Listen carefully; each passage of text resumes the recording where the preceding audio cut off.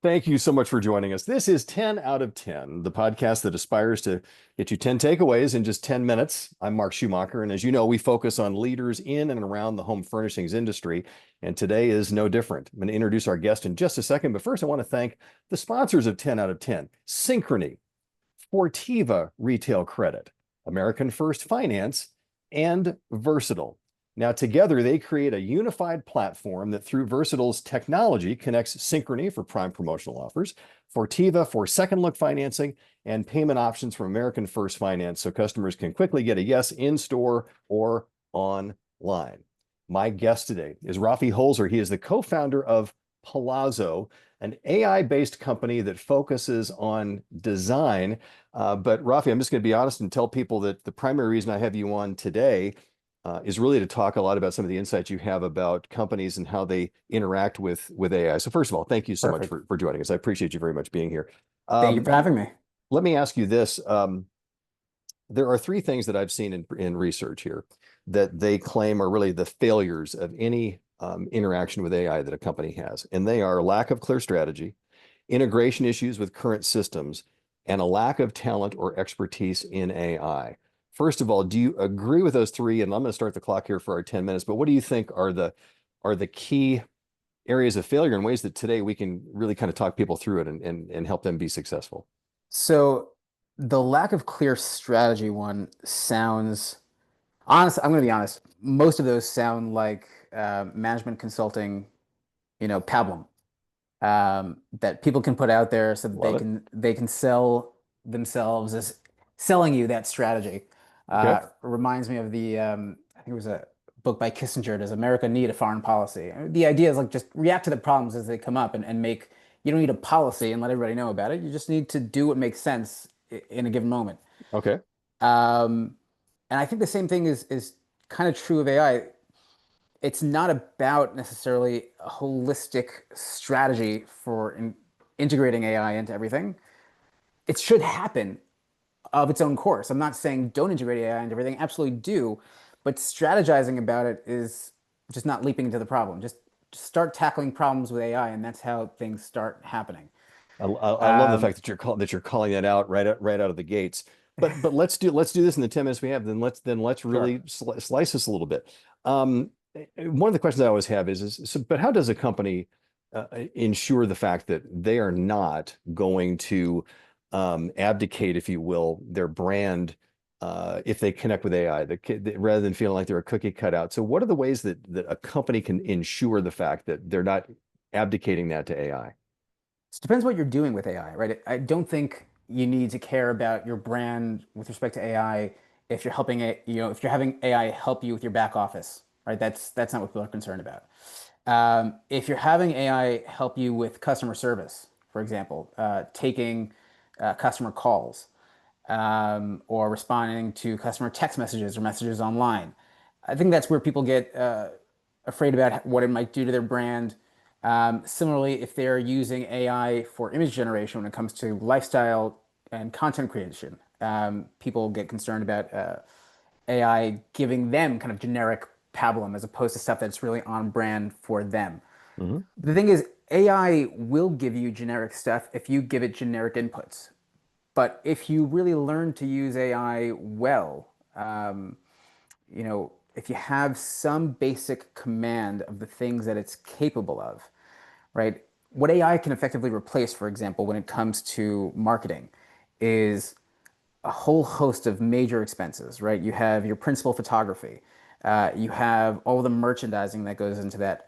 AI can help you with all of that, but you need to know a little bit, at least, about each of those fields in order to properly prompt AI to give you the look and feel that previously your photographer and your copywriter gave to your products. So I want to ask you this. So let me make sure I understand this because it sounds to me like, like you're saying you want to specify what you want out of AI. Yes. How do you do that? It's not just a one and done, I'm assuming. It's something that this sounds like a continuing process. Talk about what that looks like so people know how they should be better interacting with any AI system they're dealing with. So there are lots of AI systems out there, but let's take an example of the ones that people are most familiar with, large language models, the most familiar of which will be ChatGPT. One of the things that that sort of AI is incredibly good at is teaching you things, teaching anybody really anything. And it is also incredibly good at teaching you how to use it as it should be, because OpenAI should design its product to be easy to use. But you can also, most of the AI, most of the large language models are also familiar with the other AI platforms that are out there that can be used for specific purposes.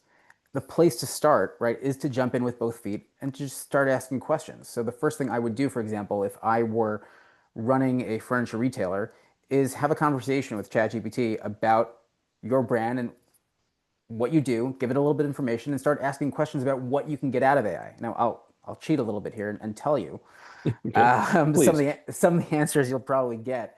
There's a lot, like we've already mentioned, you can do on the merchandising side, the lifestyle photography side, content creation when it comes to video.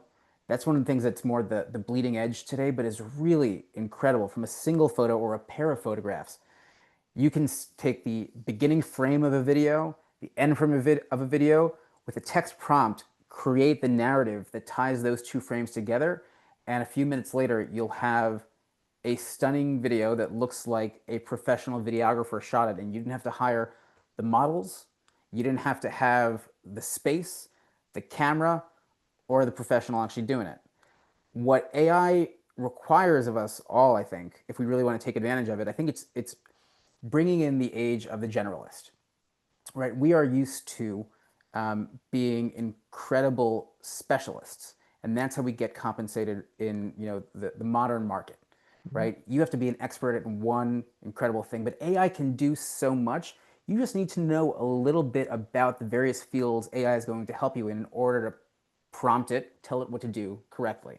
Now, one of the things that you said in a conversation that you and I had is this is why you feel it's important that there's got to be somebody in your team that is fluent in AI. This can't be something that you just outsource 100%.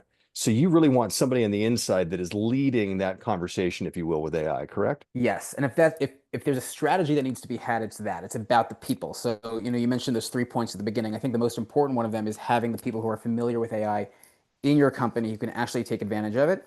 And I would encourage executives, honestly, not to farm that out. Certainly not to farm that out outside of their company, but don't even totally farm that out to, your mid-level or your junior execs. I don't care how old you are. If you can use the internet, ChatGPT is even easier to use. Try it yourself, learn something new, take the time. It is worth it, even if you're not going to be using it in your day to day. Though I think you'll find out you likely will be because it's that intuitive and that easy to use. But just so that you have a facility to communicate with the other members of your team, and when they start throwing around terms around AI usage, you'll know what they're talking about. It's like learning another language, right? I mean, you want to be fluent. If you're a leader right now, you got to be fluent in it. Have to be. Not something that you just can outsource. Interestingly enough, you also talk about the fact that you use that example of, okay, you give a beginning image and end image, and it does all this. You talk about the fact though that you want to be getting feedback from AI, that this is a continuing process. That's not just a single question done and we're here. Talk about that importance about getting insights throughout the entire process and not just a simple one solution, kind of my query's been answered sort of a thing. Well, so it depends on which level you're talking. Um, Feedback is critically important in everything you do, and there's a lot you can do. I mean, you can really treat most AIs today, the large language models, who talk like a thinking being in a lot of ways. I mean, there are already stories about people who are interacting with them as if they are conscious beings, and it's getting interesting out there. Hmm. But the point is, you can really treat them like you would an incredibly intelligent junior employee, right? And it's weird because they're incredibly smart, but they may just not know the fine details about what you need from them. So start a conversation, get something back from them, and then correct them. Tell them where they were mistaken, where they went off course. That basic kind of feedback, they're going to remember forever, and they'll give you what you need going forward.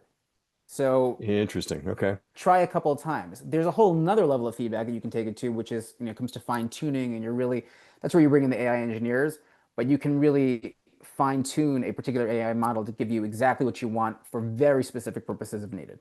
In my very simple language, it sounds to me like you're saying, while it is artificial intelligence, treat it more like you would a human member of your team, because we even talked about the fact of if you have a brand book, most entities have a brand book for how their brand should be seen, and everything that goes with it. You're also saying have an AI brand, but the AI should adhere to your brand book, correct? Absolutely. So again, if we go to using AI for generating marketing materials, if you ask it to come up, here are some photos, here's some pack shot photos that we have of our sofas, of our beds. Give me some lifestyle photos. If you just ask it for that, it'll produce them, and then you might be upset because these are totally off brand. Well, you didn't tell it what your brand was. You have a brand book because it's important to communicate to all of your employees exactly what that brand is, so that they can have a way to, stay on brand. What you need to get to, and ultimately what you're looking for with whether it's employees or with an AI you're using, is effectively a meeting of the minds, a shared or mutual understanding, right? So that the same image you have in your head is the thing they have in their head. And the only way you're going to get there is by exchanging ideas. And if you're talking about marketing materials, by exchanging images. This is kind of what I had in mind. Then they'll show you their idea. You'll say yes or no, or make a slight tweak. And within a couple turns, you'll get there.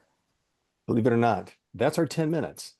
We packed a lot into it, but here's what I'm leaving with. And Okay. I'm going to see if I sum this up right. Before you dive deeply into any AI system, you have to have your plan for how you will continually interact with it.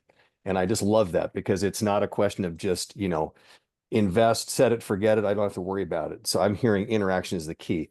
Um, Raffi Holzer, co-founder of Palazzo. Folks, go to palazzo.ai. You'll learn more about their company. But I thank you for your expertise today. This has been very insightful. And for the My rest of you, pleasure. thank you so much for joining us for 10 out of 10. I'm Mark Schumacher, and we will see you next time.